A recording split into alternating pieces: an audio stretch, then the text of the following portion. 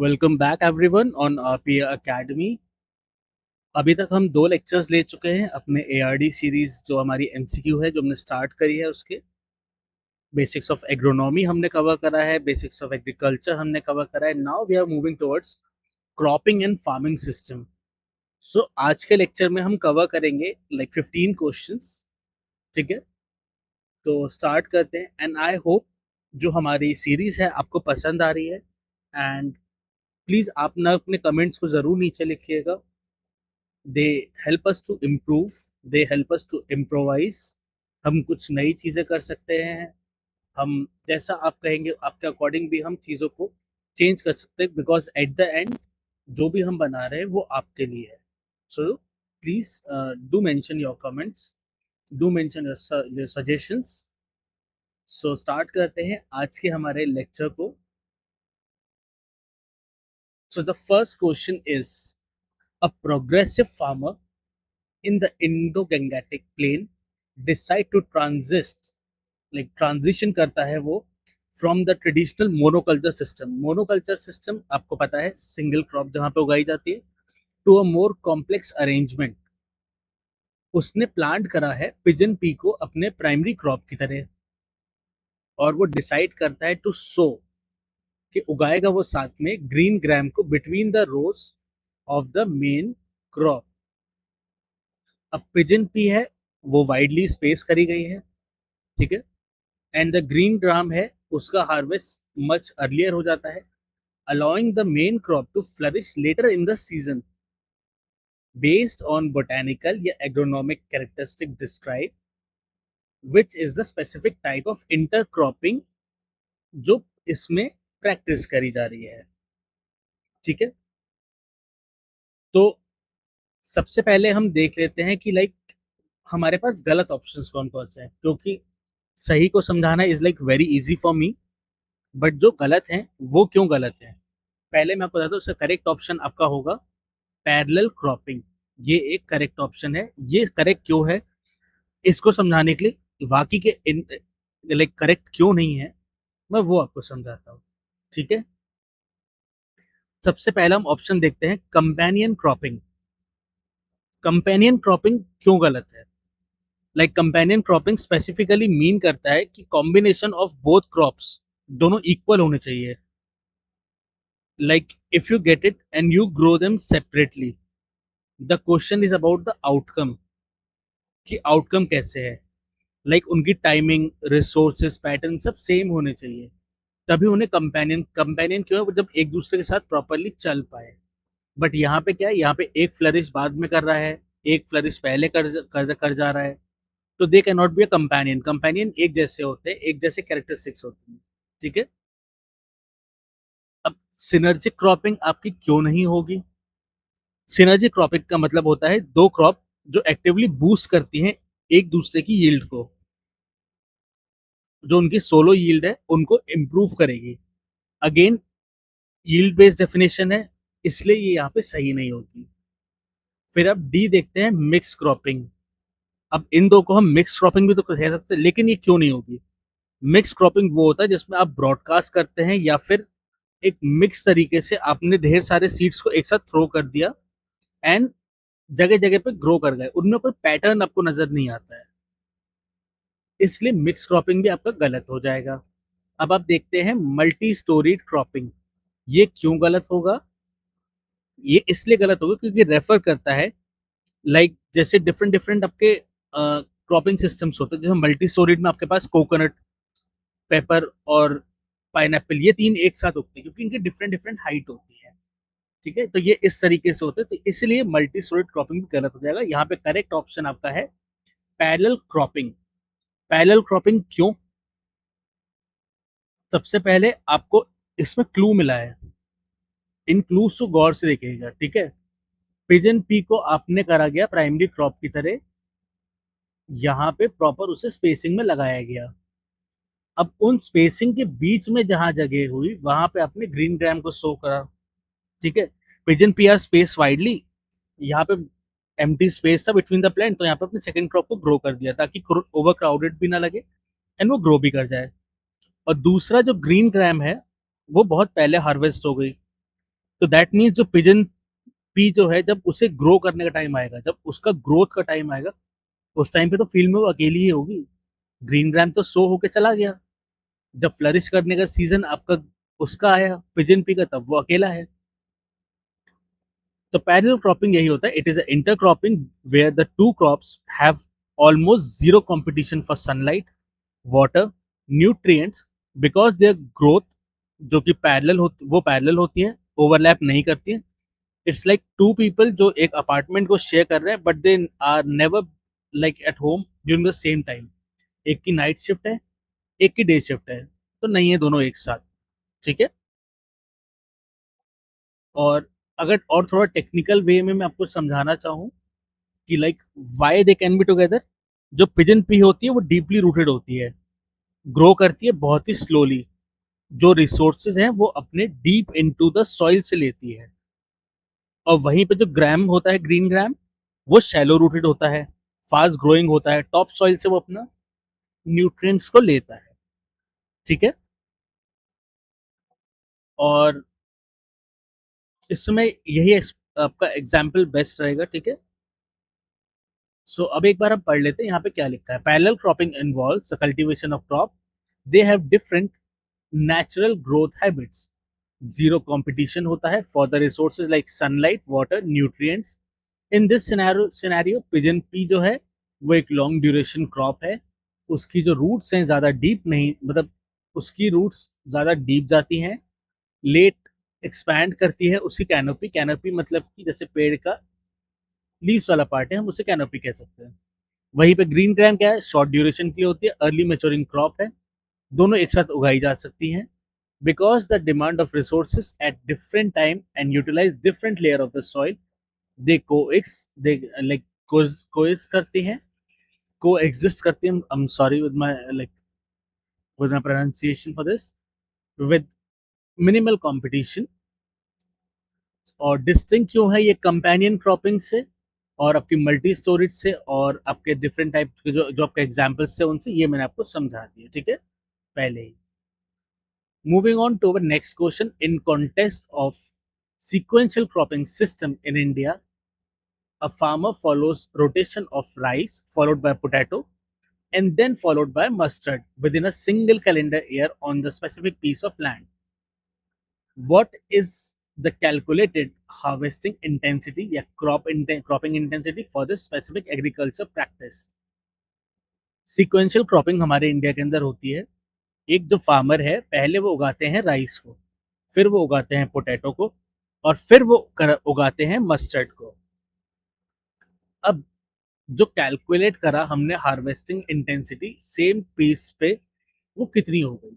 अब सपोज करिए कि आपने पहले उगाया राइस, दैट मीन्स 100%, फिर आपने उसी पे उगा दिया आपका पोटैटो, अगेन 100%, फिर आपने उगा दिया उसी के ऊपर मस्टर्ड, फिर हो गया 100। अब टोटल कितना हुआ आपका 300%, जो फॉर्मूला कहता है। Sequential cropping is also known as double or multiple cropping, refers to one growing two or more crops in the same piece of land in the single year, one after another. Cropping intensity, like halving intensity, is calculated by the number of crop grown in the succession. Like growing crop जो थी, 3 crops थी, right, potato, mustard, within 1 year lead to a intensity of 300%. Like doubling crop, 2 crop, वहाँ पे 200% हो जाएगा, 4 crop है तो 400% हो जाएगा, क्वाड्रुपल क्रॉपिंग आपकी हो जाएगी। ये एक फॉर्मूला है सीक्वेंशियल क्रॉपिंग का। ठीक है, इसमें ज्यादा कुछ एक्सप्लेन करने के लिए नहीं है, आपको समझना पड़ेगा जितना क्रॉप, दैट मीन्स एक पीस ऑफ लैंड, ये मेंशन अगर है, एक पीस ऑफ लैंड है, उस पर 3 बार उगाया जा रहा है विद इन अ ईयर, तो उस पर 100 + 100 + 100 3 बार हो जाएगा। ठीक है, moving on to so next question is all about ratoon cropping. Ratoon cropping क्या होता है? ये एक स्पेशलाइज्ड फॉर्म होती है आपके सीक्वेंशियल क्रॉपिंग की। सीक्वेंशियल क्रॉपिंग क्या होता है आपका, आपको मैं थोड़ा सा इसका एक एग्जाम्पल दे देता हूँ, फिर हम इसको समझते हैं। नोट्स से मैंने पढ़ा रखा है। एक आपकी पूरी क्रॉप है, उस क्रॉप को जब पूरा वो ग्रो कर चुका है उसके बाद आपने उसे ऐसे काट दिया यहाँ से, एंड जो इतना पोर्शन है ये रह गया, इसमें से फिर से रीग्रोथ हो गई सेम क्रॉप की। ठीक है, ये होता है रटून क्रॉपिंग, इसको हम सीक्वेंशियल क्रॉपिंग भी कहते हैं। अब एक फार्मर है, like a farmer choose this method, इन्होंने शुगर केन का प्लांटेशन करा, इनिशियल लेबर की कॉस्ट और सीड कॉस्ट इससे कम हुई। अब बहुत ही टाइम तक लाइक जो प्राइमरी बायोलॉजिकल कॉन्स्टेंट जो आपको देखने के लिए मिलता है लॉन्ग टर्म वायबिलिटी सॉल्यूशन के लिए, लाइक लॉन्ग टर्म वायबिलिटी जो सिस्टम के अंदर होती है, उसमें कौन सी चीज हो सकती है इन 5 ऑप्शंस के अंडर। तो हम इन अपने ऑप्शंस को देखते हैं। पहला, inability to grow plant of the plant to regrow from the root stick या रूट स्टॉक, अगर इतने में से ये फिर से उग ही नहीं सकता तो फिर ये रटून क्रॉपिंग के सिस्टम के अंदर आ ही नहीं सकता, तो ये ऑप्शन हो जाएगा आपका incorrect. Second, the need of clear the need to clear entire land, perform करना डीप टिलेज को आफ्टर एवरी हार्वेस्ट, अगर बार बार सभी पूरा साफ करके डीप टिलेज करोगे तो रटून क्रॉपिंग क्यों होगा, ये नहीं होगा रटून क्रॉपिंग। इसलिए मैंने आपको रटून क्रॉपिंग के बारे में पहले बता दी ताकि मैं जब इन ऑप्शंस को डिनाई करूं तो आपको पता हो कि like why I am denying to these options, या आपका माइंड इन चीजों को क्यों डिनाई करेगा पढ़ के। ठीक है, the absolute requirement for shade tolerant secondary crop, ये भी नहीं होता। शेड टॉलरेंट सेकेंडरी क्रॉप हमें चाहिए नहीं, हम एक ही क्रॉप को उगा रहे, दूसरी क्रॉप को हम बार बार करने के लिए टिलेज थोड़ी करेंगे। ठीक है, तो एक टाइप की क्रॉप यहाँ पे उगती है, ये भी गलत ऑप्शन है। Now total loss of genetic purity in the subsequent रटून crop, तो ऐसा नहीं होगा। सपोज करिए कि ये एक क्रॉप है, इसका नाम है मिस्टर ए, इसको मैंने यहाँ से काट दिया, ऊपर का पार्ट हम ले गए। अब जो नेक्स्ट ग्रोथ में आ रहा है वो भी तो ए के थोड़ा आइडेंटिकल ही होगा क्योंकि सेम रूट से है, सेम सब कुछ चीजें हैं, तो जेनेटिक प्योरिटी तो उसके अंदर है, भले ही ए जैसा नहीं लेकिन ए से अलग नहीं, कुछ ना कुछ मिलता जुलता है, लाइक पेरेंट्स की तरह ही उनके कहते चिल्ड्रंस नजर आते हैं, so that is how things work over there. तो ये ऑप्शन भी गलत हो गया, करेक्ट ऑप्शन वुड बी सी।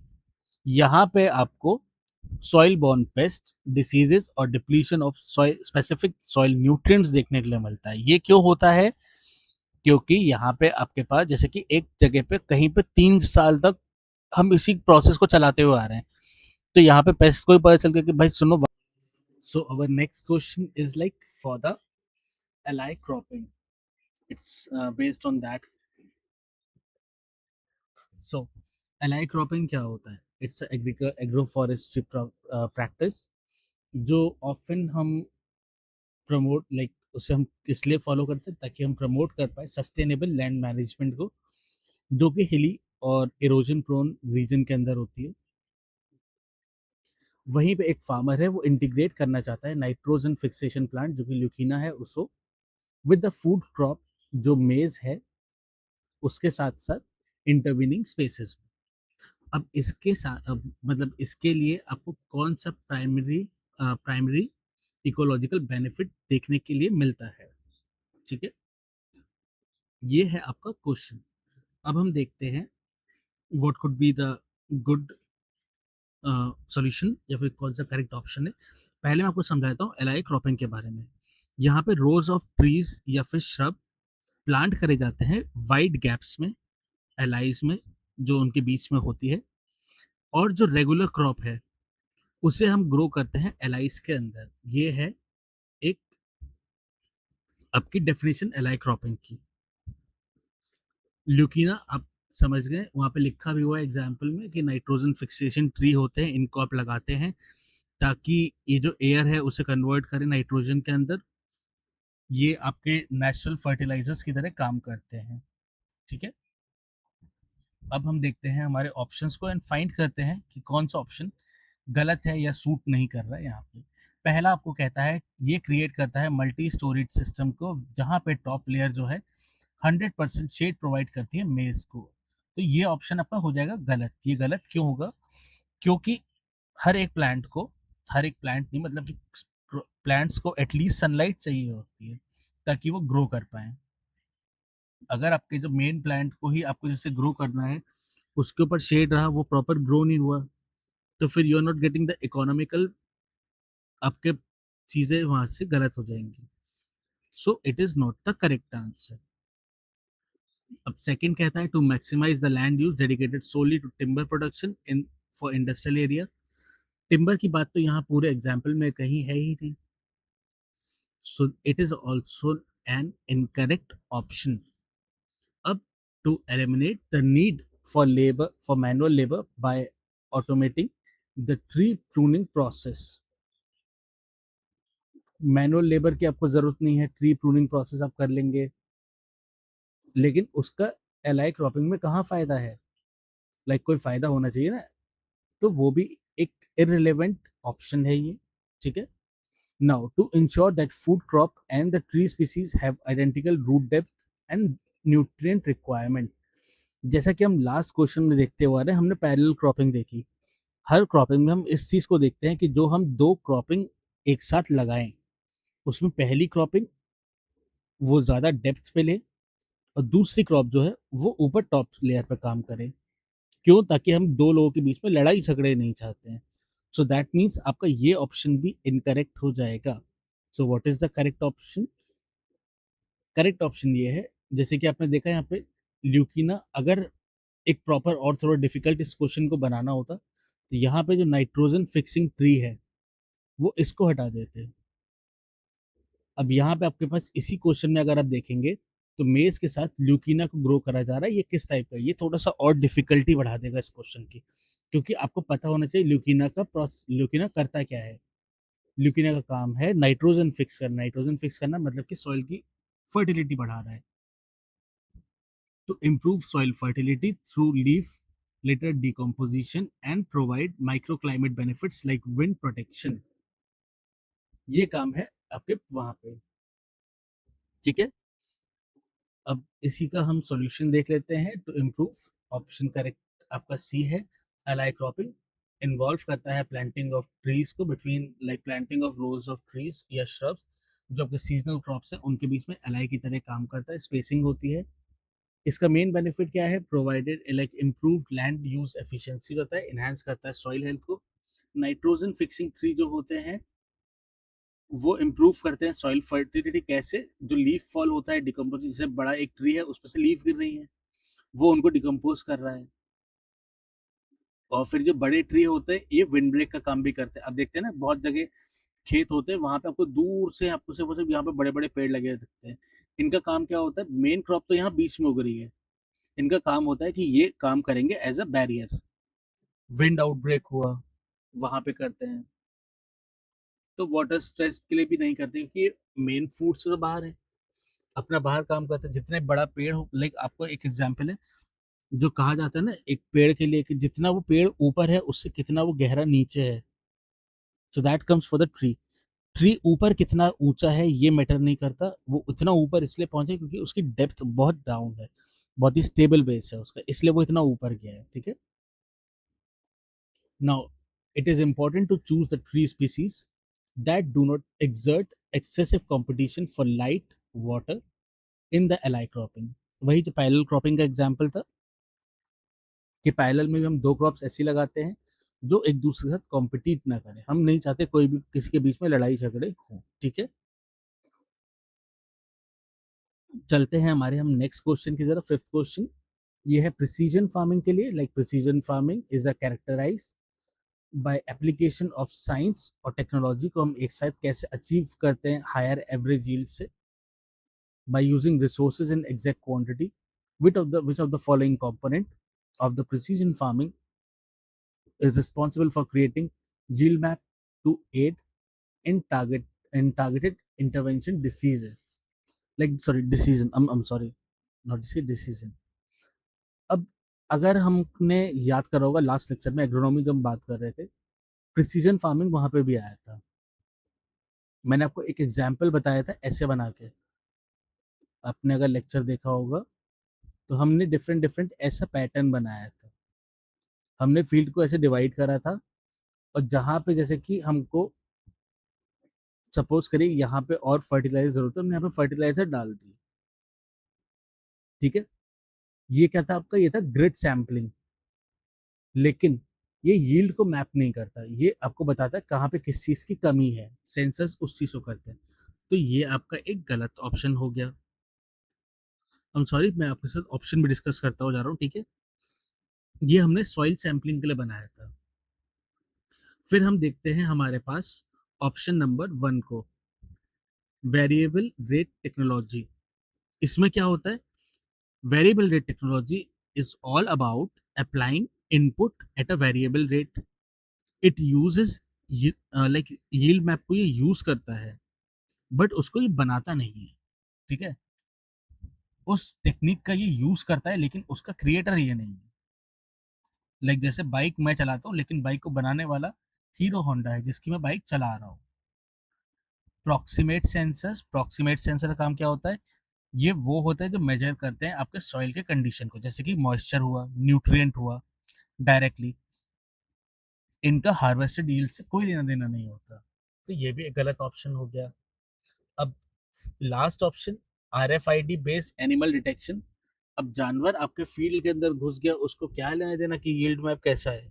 वो तो खा गया, खा गया, नहीं खाया नहीं खाया, आपने पकड़ लिया, तो इसका कोई लेना देना नहीं है। तो किसका लेना देना है, लेना देना है आपका global positioning system, GPS integrated with the yield monitors. ये करते हैं पूरा का पूरा काम। बेसिकली प्रिसीजन फार्मिंग क्या था आपका, ये था जहाँ पे आप डिफरेंट टेक्नोलॉजीज का यूज करते हैं अपने साइंस के साथ, और उसके साथ अपने फील्ड की यील्ड को आप चेंज करते हैं। अब यील्ड मॉनिटर काम क्या है, ये डिवाइस होती है जो हार्वेस्टिंग मशीन के ऊपर लगती है। जैसे कंबाइन हार्वेस्टर्स होते हैं, ये उनके ऊपर लगती है। इसका काम क्या होता है, ये मेजर करती है क्रॉप कितनी कलेक्ट हुई। मशीन पूरी फील्ड पे चलती है, आपको बताती है एग्जैक्टली कहाँ से इसने कितने क्रॉप्स को, कितना क्रॉप इसने उठाया है। अब इसमें GPS का रोल क्या हुआ, जो यील्ड का डेटा है, हाउ मच वाज हार्वेस्टेड, ये टैग करा जाता है GPS लोकेशन से, कहाँ पे वो हार्वेस्ट करता होगा। तो कि जो जो सॉफ्टवेयर है एक मैप बनाता है जो आपको यील्ड की वेरिएशन बताता है। लाइक ये पूरा मैपिंग है। अब ये बताता हुआ जैसे पूरे इसमें चलता होगा कि यहाँ पे देखा 90 है, यहाँ पे 80 है, यहाँ पे आपको ज्यादा मिला, यहाँ कम मिला। तो हर एक चीज को वो मॉनिटर करता हुआ चलता है, फिर उसके बाद एक मैपिंग बन जाती है, ठीक है। तो एक ही फील्ड के ऊपर कहाँ कहाँ पे कितना कितना आपको मिल रहा है, ये आपको बिगर पिक्चर शो करता है। So it is all about precision farming. एक बार हम इसको यहाँ पढ़ लेते हैं। Precision farming relies on several technological pillars. Yield monitor have installed on the harvesting machine to measure the crop yield in real time. उसके बाद डेटा इंटीग्रेट करता है with the precision location of the data from the GPS device और GIS, आपका geographic information system को। फिर ये software बनाता है आपका yield map. These map help farmers to identify specific area of the field that are underperforming, या allow करता है टारगेट एप्लीकेशंस जो आपके फर्टिलाइजर हुआ, वाटर हुआ, बाय वेरिएबल रेट टेक्नोलॉजीज के थ्रू, ठीक है। अब हम चलते हैं हमारे नेक्स्ट क्वेश्चन पे, that is in the classification of farming system based on degree of nomadic, how is transhumance system distinguished from stationary animal husbandry system. अब ये क्लासिफिकेशन किस बेसिस पे था, आपको ये याद करना पड़ेगा। ये अपने नोट्स में पढ़ा होगा। क्लासिफिकेशन था जहां पे आपने कैटेगराइज करा था फार्मिंग और लाइफ स्टॉक को, how much they move, degree of नोमैडिज्म,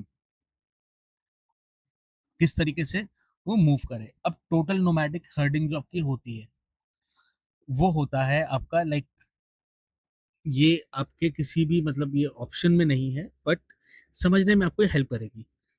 ये हैंडल करता था सारे मूवमेंट को कॉन्स्टेंटली, क्योंकि आपके पास एक परमानेंट होम नहीं था, तो आप डिफरेंट पास्चर्स की अवेलेबिलिटी के हिसाब से और अनप्रिडिक्टेबिलिटी के हिसाब से आप मूव करते थे।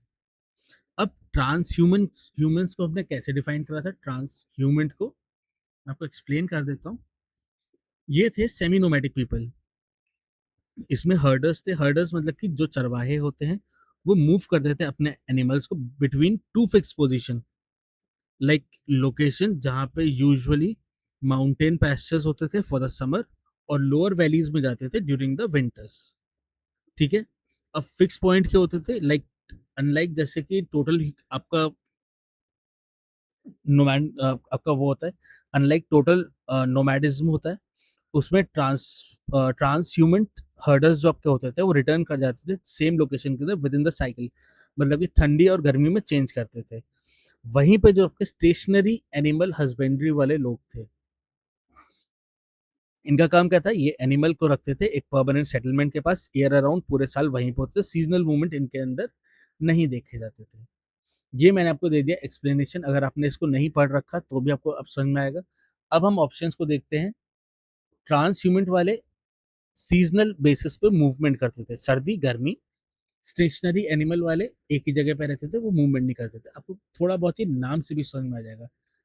अब यहाँ पे ऑप्शन है, transhumance farmer stays at one location year around while stationary farmer moves on season, ये भी गलत हो जाएगा। इस पे हम जल्दी से ना करेक्ट ऑप्शन देख लेते हैं, क्योंकि मैंने आपको इतने अच्छे से एक्सप्लेन करा है ना, आई होप आपको उसकी जरूरत नहीं पड़ेगी।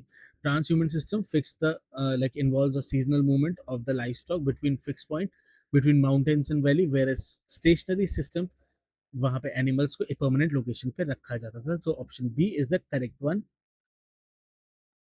जो मैंने आपको पूरा समझाया है वो यहीं पे लिखा हुआ, फार्मिंग सिस्टम क्लासिफाई होता है on the mobility of the farmer and the life stock. Total nomadic में आपके पास हर्डिंग्स थी, वो डिफरेंट कांस्टेंट मूवमेंट आपको दिखता था, कोई फिक्स होम नहीं होता था टोटल नोमैटिक में। दूसरा आपका ट्रांस ह्यूमंस आता था, ये स्पेसिफिक सेमी नोमैडिज्म में आता था। यहाँ पर जो हर्डर्स थे वो लाइफ स्टॉक के साथ मूव करते थे, स्टैब्लिश करते थे सीजनल पास्चर्स को, typically higher altitude in the summers while lower valley into the winters। Stationary में आपके पास एनिमल हस्बेंड्री आ गई थी, लाइफ स्टॉक आपके पास था, एक परमानेंट सेटलमेंट था, और इंटीग्रेटेड थे आप क्रॉप कल्टीवेशन के लिए, तो आप जगह जगह पे मूव नहीं करते थे। ठीक है। Now we will move on. इसका मैं आपको एक एग्जांपल भी देना चाहता हूँ। जैसे कि इन द हिमालयन रीजन आपके होते हैं, लाइक जैसे हिमाचल प्रदेश हुआ, कश्मीर हुआ, यहाँ पे पुराने जो कहते आपके कहते बरकावल कम्युनिटीज थी, वो उनको हर्डर्स कहा जाता था। वो मूव करते थे अपने शीप और गोट्स को फॉर हाई एल्पाइन मीडोस समर्स में, बट जैसे ही वहाँ पे वार्मर वैली आपको मिलती थी विंटर्स में, क्योंकि विंटर्स में ऊपर तो पड़ा स्नोफॉल, तो आपके पास अब घास वगैरह वहाँ पे नहीं है चराने के लिए, तो उस टाइम पे वो वार्मर वैलीज में नीचे आते थे। ठीक है, तो ट्रांस ह्यूमन पैटर्न का सबसे बेस्ट एग्जाम्पल ये है। Now moving on to our next question, that is, lay farming is an important cropping system, particularly in the dry land area of the India. Which of the following describe the typical cycle and objective of lay farming system? अब ले का मतलब क्या है? ले refer करता है एक फील्ड को जो टेम्परली पुट करा जाता है अंडर ग्रास या पास्चर्स इंस्टेड ऑफ क्रॉप्स। यहाँ पे क्रॉप नहीं उगाई जाती, यहाँ पे ग्रास उगाई जाती है और पास्चर बनाया जाता है। ठीक है।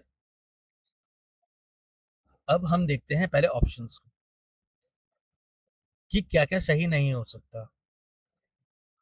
It involves the continuous cultivation of rice in standing water to maximize soil anaerobic activities। Dry land का तो एरिया है, ड्राई लैंड के एरिया में कौन इंसान राइस उगा सकता है? ड्राई लैंड एरिया में राइस नहीं उगता, राइस के लिए आपको चाहिए होता है पानी, और ये तो है ड्राई लैंड एरिया, ऑप्शन हो गया इनकरेक्ट। ठीक है। अब देखते हैं हम ऑप्शन नंबर हमारे सी को। It is a practice of growing trees और crop in alternating rows to prevent soil erosion in the mountain. ये ऑप्शन क्यों गलत है? क्योंकि ग्रोइंग ट्रीज या crop in alternating rows describe agroforestry, और ये आपके एलाई क्रॉपिंग में आता है, जो हमने लास्ट क्वेश्चन में पढ़ा है। ये कोई ले फार्मिंग का एग्जाम्पल तो नहीं है, तो ये भी गलत हो गया। अब हम चलते हैं हमारे डी ऑप्शन के पास। ये क्या कर रहा है? ये ड्रिप इरिगेशन, या like it refers to application of liquid fertiliser through a drip irrigation system. Drip irrigation में आप लिक्विड डाल रहे हैं, फर्टिलाइजर डाल रहे हैं, ये टेक्निक तो आपकी ड्रिप इरिगेशन के अंदर चली गई, ये इरिगेशन टेक्निक के अंदर है। ले या पास्चर्स के लिए तो ये कहीं से भी नहीं आती है, तो ये भी गलत हो जाएगा। अब आता है आपके पास fifth option, it is a process of growing crop on terrace built into built onto steep slope. अब टेरेस के ऊपर स्लोप है, वहां पे आप सॉइल कंजर्वेशन टेक्निक लगा रहे हैं हिली लैंड के ऊपर, तो ये तो आपको कहीं से भी ले फार्मिंग के आसपास नहीं आता है। ये मैं एग्जांपल आपको तब बता रहा हूँ जब आपको ले फार्मिंग के बारे में पता है कि ले फार्मिंग होता क्या है, ठीक है। अब मेन चीज कौन सा ऑप्शन करेक्ट है, ऑप्शन बी इज करेक्ट। क्यों? क्योंकि it is a rotation of food grains with the grass या legumes for the few years to store soil fertility and provide high quality forage. ये होता है नॉर्मली आपके plant के मतलब हिली रीजन्स में। आपने पहले तो वहां पे उगा लिया ग्रेन। ग्रेन उगाने की वजह से, क्योंकि आपके पास जो जो आपके हिली रीजन है, वहां पे आपकी सॉइल इतनी ज्यादा पेनिट्रेटिव नहीं होती है, रूट्स इतनी आसानी से अंदर नहीं जा पाती हैं। तो आपने एक बार कुछ ना कुछ आपने उगा लिया। अब उसके बाद क्या होता है, क्योंकि आपने लाइक अ फील्ड जहाँ पे आप उगाते हैं क्रॉप फॉर सम इयर्स, उसके बाद वहां पे जो न्यूट्रिएंट्स है वो तो चले गए। अब उन न्यूट्रिएंट्स को वापस कैसे लाया जाए, उसके लिए आप उगाते हैं वहां पे ग्रासेस को, उगाते हैं आप लेग्यूम्स को। ये सॉइल की फर्टिलिटी को करते हैं रिस्टोर। और आपकी जो गाय भैंस चराने का आपको चाहिए होता है, वहां पे भी इनका यूज हो जाता है, ये फॉरेज का काम भी कर देते हैं। तो इनका काम बेसिकली लेग्यूम्स का काम जो होता है, जो हमने लास्ट टू लास्ट क्वेश्चंस में भी देखे हैं, लेग्यूम्स होते हैं आपके पास क्लोवर की तरह काम करते हैं, होस्ट करते हैं बैक्टीरिया को जो उनकी रूट्स पे आके लगते हैं, ताकि एटमॉस्फेरिक नाइट्रोजन जो है वो सॉइल के अंदर रीफर्टिलाइज होना शुरू हो जाए without any use of chemicals. I am sorry. तो यहाँ पे आपको क्या होता है, इसमें ग्रास होते हैं, ग्रास आपको ऑर्गेनिक मैटर देते हैं, इंप्रूव करते हैं सॉइल स्ट्रक्चर का, बेटर वाटर रिटेंशन आपको देखने के लिए मिलता है, सॉइल इरोजन जो होता है उसमें भी कमी आती है इसके अंदर। डुअल प्रोसेस हो जाता है। एक फील्ड है उसमें अपने ले फेजेस बनाए, अब वहां पे आपकी व्हाट यू कॉल इट, आपका एनिमल भी जा रहे हैं, वो घास को खा रहे हैं लेकिन वहां पॉटी भी कर रहे हैं। तो उससे कन्वर्जन हो रहा है आपका मैन्योर का, लाइक जो भी आपको वहां पर गिरेगा उनका वेस्ट, वो भी यूज आएगा मैन्योर में। So it's always a win win situation, ठीक है। अब यहीं पे हम इसके एक्सप्लेनेशन को पढ़ते हैं। It is like ley farming is highly effective in a dryland area for restoring soil health. It involves rotation of field that is put under pasture, that is grasses or legumes, for the few years in the lay phase before being plowed back to gain right to for grain cultivation. This improves organic matter, fixed nitrogen if legumes are used, and provide high quality feed for the livestock. It also acts as a buffer against crop failure during the droughts. ठीक है। Next question पे हमारे चलते हैं, that is the eighth question. ये बताता है the digital agriculture mission 2021 to 2025, it aims to modernize the agriculture sector within the framework. What is the specific role of AI sowing application developed by IR, ICRI, SAT and Microsoft? इसमें आपको सबसे best example बताता हूँ, like क्या है correct option. Correct option है it sends sowing advisory to the farmer indicating the like optimum जो date है कब आपको सो करना है based on the climate data to ensure the best yield, ठीक है। ये है आपका करेक्ट ऑप्शन, क्योंकि इसमें वाकई मैं आपको करेक्ट मतलब ऑप्शंस को एक्सप्लेन नहीं करूँ कि why these are not the correct option, ठीक है। यहाँ पे कौन कौन सी प्रॉब्लम सॉल्व होती है, जो रेन फेड आपका एग्रीकल्चर होता है, option C, yes it's the correct one. Like I do also have to check like if it's right और not. In rainfed agriculture जो क्रॉप है वो डिपेंड करता है रेनफॉल पे, नॉट ऑन द इरिगेशन। तो सोइंग अगर wrong time पे हुई दैट मीन्स क्रॉप मिस कर देगी क्रिटिकल रेन को, आपको फेस करना होगा ड्रॉट या excess water in the like bad growing stage. अब ये एप्लीकेशन कैसे काम करती है, ये यूज करती है हिस्टोरिकल वेदर डेटा का और करंट वेदर पैटर्न को देखता है, फिर प्रिडिक्टिव मॉडल जो होता है आपके एआईज, आपके जो न्यू एआईज है वो कैलकुलेट करते हैं बेस्ट पॉसिबल डेट कि कब आपको सोइंग ऑफ द सीड करनी शुरू करनी है। इसको डेवलप किसने करा है, इसको डेवलप करा है ICRI-SAT, full form international crop research institute for the semi arid tropics, ठीक है। एंड माइक्रोसॉफ्ट, इन दोनों ने कंबाइन करा है अपने एग्रीकल्चर साइंस को, अपनी एक्सपर्टीज को विद द एआई या फिर क्लाउड कंप्यूटिंग कैपेबिलिटीज के साथ इन्होंने करा है, ठीक है। इंडिया में टाइमिंग इतनी मैटर क्यों करती है, like there must be something like sowing, like क्योंकि हमारे पास इरिगेशन के लिए हर तरफ पानी नहीं है, we are dependent on the rainfall. That's why timing is very important for India. Monsoon को लोग इसलिए नहीं देखते कि बारिश में हमको भीगना है, like it's gonna be a romantic मौसम, नहीं, उसकी जरूरत फार्मर्स को ज्यादा है as comparison to being romantic for that चीज। ठीक है, now will move on to next question. I hope, I mean इसका एग्जांपल कोई जरूरत नहीं था, but yes, sometimes it good to remember some things, किसको किसकी ज्यादा जरूरत है।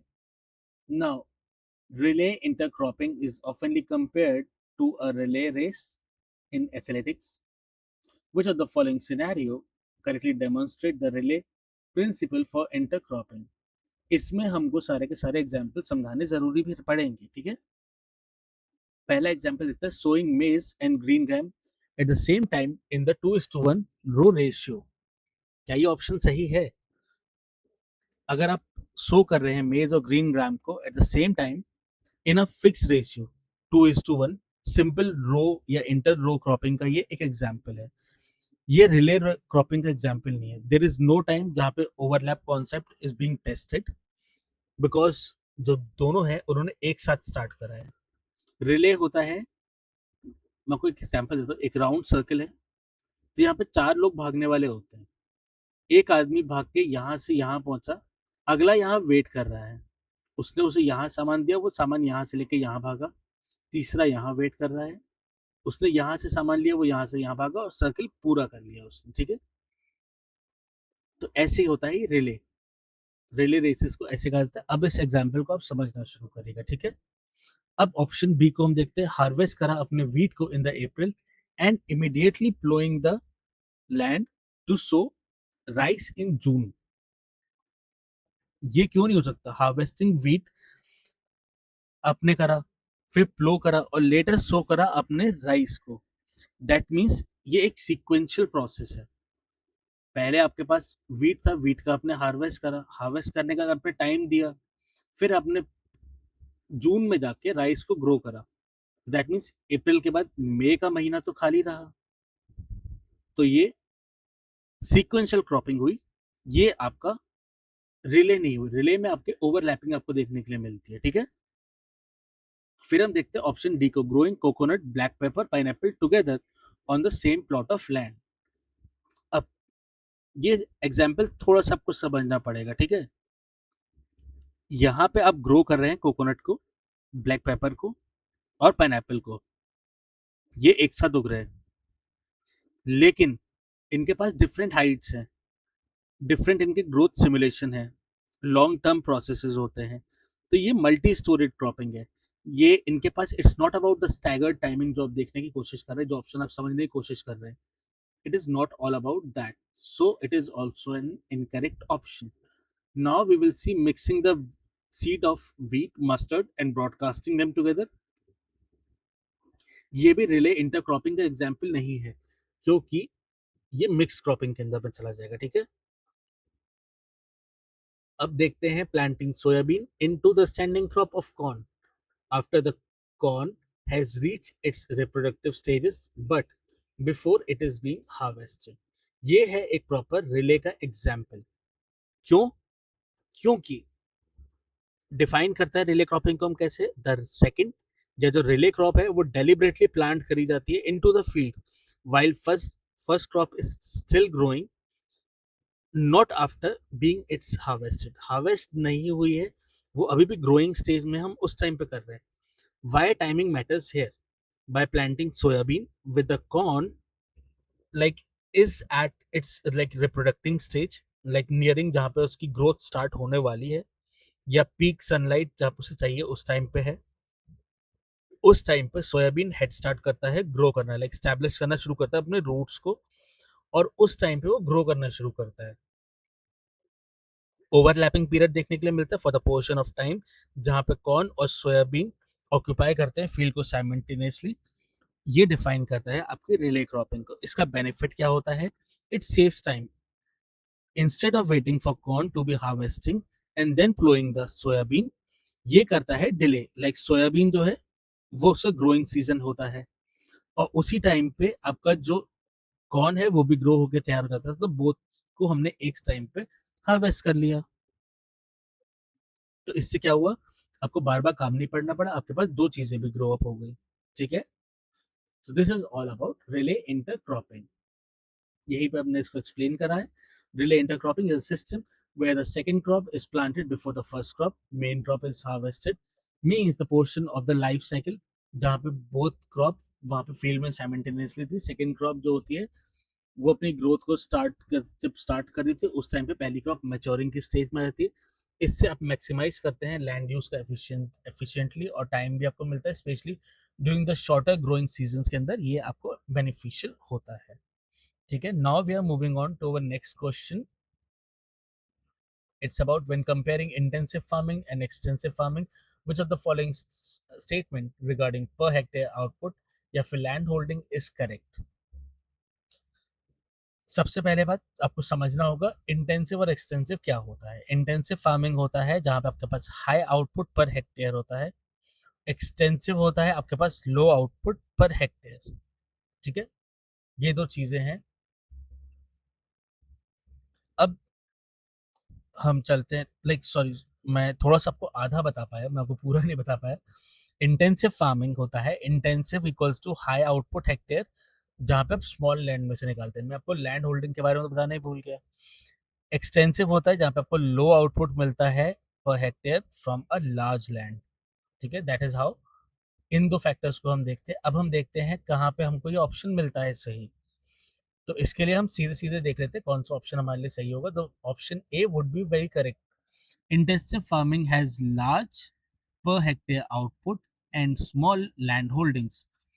ज़्यादा आउटपुट आपको मिल रहा है from a small piece of land. तो ये हो गया आपका intensive farming. Extensive farming has small hectares, small आपके आउटपुट है hectare output from a large land holding. बड़ी जगह में से आप बहुत थोड़ा सा निकाल पा रहे हैं, तो दैट इज इंटेंसिव फार्मिंग. तो option A is the correct one. इसमें ज़्यादा एक्सप्लेनेशन के लिए है नहीं. ठीक है, इंटेंसिव फार्मिंग आप कहाँ देखते हैं, आप डेंसली पॉपुलेटेड रीजन्स में देखते हैं, जैसे पार्ट ऑफ इंडिया में आप देखते हैं. इंडिया के अलावा अगर मैं आपको बताना चाहूँ, you will see that in the part of Japan. Japan में ये होता है, नेदरलैंड्स में ये होता है, where land is very scarce या एक्सपेंसिव होती है और लेबर वहाँ पे आपको अबंडेंस में ज़्यादा नहीं मिलती. तो इसलिए अब करते हैं एक्सटेंसिव फार्मिंग. कहाँ पे आपको देखने को मिलती है, जहाँ फार्मर के पास huge large tract of land होती है, लेकिन क्योंकि उनके पास इनपुट की कमी है, लेस लेबर है, इसलिए वो उतने पे नहीं करते और थोड़ी जगह से अपने काम करके सामान निकाल लेते. ठीक है, यही है इसका एक मतलब बेस्ट चीज जो मैं आपको एक्सप्लेन कर सकता हूँ. Now we will move on to next question. ये आएगा मल्टीपल स्टेटमेंट क्वेश्चन. लाइक जो नेक्स्ट 5 क्वेश्चन है वो मल्टीपल स्टेटमेंट होने वाले हैं. With the reference of organic farming in India, which of the following statement is correct. अब इनको जब मैं पढ़ूंगा तो आप भी इनको पढ़ने से समझ सकते हैं क्या चीज सही है क्या चीज सही नहीं है. ठीक है, मेन चीज याद रखनी है, हम ऑर्गेनिक फार्मिंग के बारे में पढ़ने जा रहे हैं. तो it avoids use of synthetic external inputs like chemical fertiliser या फिर पेस्टिसाइड्स. अगर ऑर्गेनिक है तो हाँ, हमें केमिकल चीजें नहीं चाहिए, पेस्टिसाइड नहीं चाहिए. So it would be a correct option. Second statement आपका आता है NPOP. What is that? National programme for organic production provide certification for export purposes. जी हाँ, it's India's official standard certification standard. और स्पेसिफिकली ये internationally हम international recognisation के हमने बनाया है. ये यूज करा जाता है टू एक्सपोर्ट. लाइक अगर आपका कोई भी आपका ऑर्गेनिक प्रोड्यूस है, उसे एक्सपोर्ट करना है फार्मर को या कंपनीज को, तो उसमें सर्टिफिकेशन का काम ये देने का करता है. Sikkim was declared as the first organic state